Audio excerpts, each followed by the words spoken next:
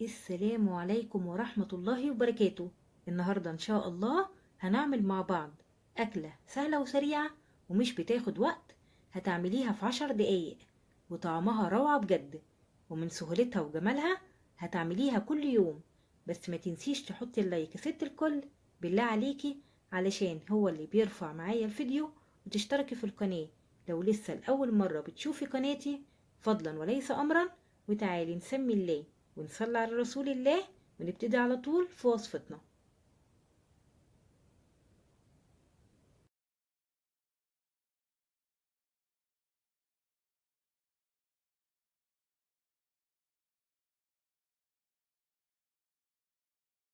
لعمل دبابيس الفراخ هحتاج كيلو دبابيس فراخ متنضفة ومغسولة في مية فيها دقيق وخل وملح، وسبتها منقوعة في الخلطة دي لمدة نص ساعة.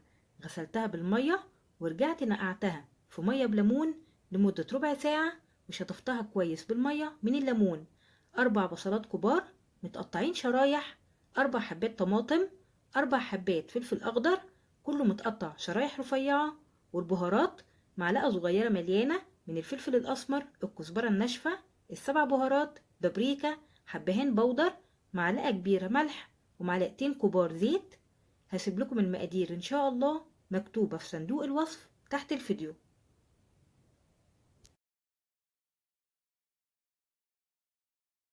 وفي طبق كبير هضيف الخضار وعليه البهارات والزيت، وهقلب كله مع بعضه. تقدري تعملي نفس الطريقة مع دبابيس أو أوراق أو فرخة كاملة متقطعة زي ما انتي عايزة.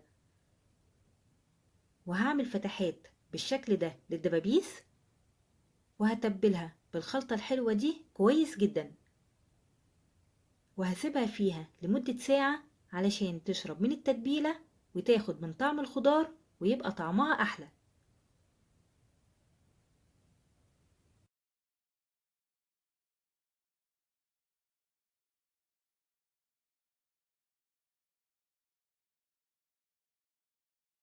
يلا بينا نجهز الصينية. بعد ما سبت الدبابيس لمدة ساعة في الخلطة اللي عملناها، هاخد الخضار الأول هحطه في الصينية، وهرص عليه الدبابيس،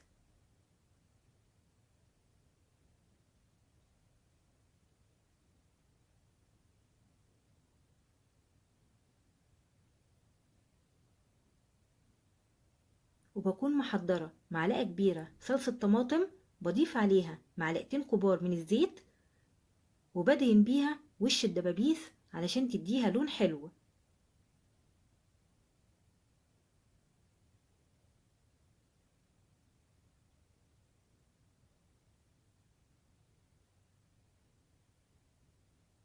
وبغطيها بورقة زبدة وورق فويل، ومش بضيف أي سوائل لأن الخضار هينزل المية اللي موجودة فيه وهيسوي الدبابيس.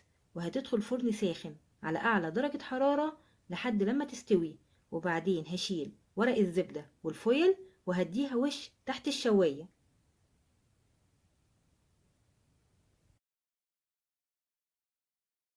وهقدم معاها رز أصفر مبهر في حلة على النار فيها شوية زيت. هشوح بصلة صغيرة مفرومة ناعم،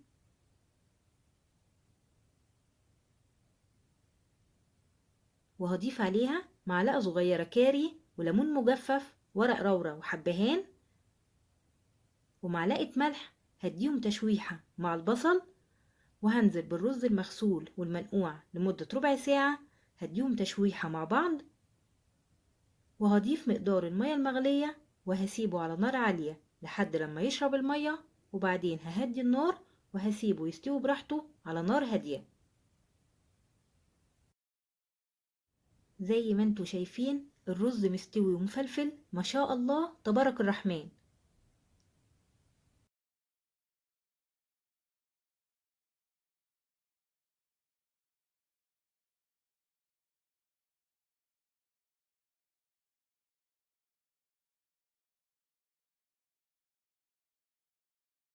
شوفولي الجمال، روعة روعة ما شاء الله. وزينتها بشوية بقدونس مفرومين. الدبابيس واخدة لون حلو وريحتها تحفة بجد، ومشوية ودايبة ما شاء الله تبارك الرحمن. والخلطة دي رهيبة بجد. أكلة سهلة وسريعة وما خدتش وقت خالص، وقدمت معاها الرز المبهر وبألف هنا وشفا. بتمنى الفيديو يكون عجبكم ونال رضاكم، وما تنسوش تحطوا اللايك يا أحلى إخوات في الدنيا، واشوفكم على خير في فيديو جديد، والسلام عليكم ورحمة الله وبركاته.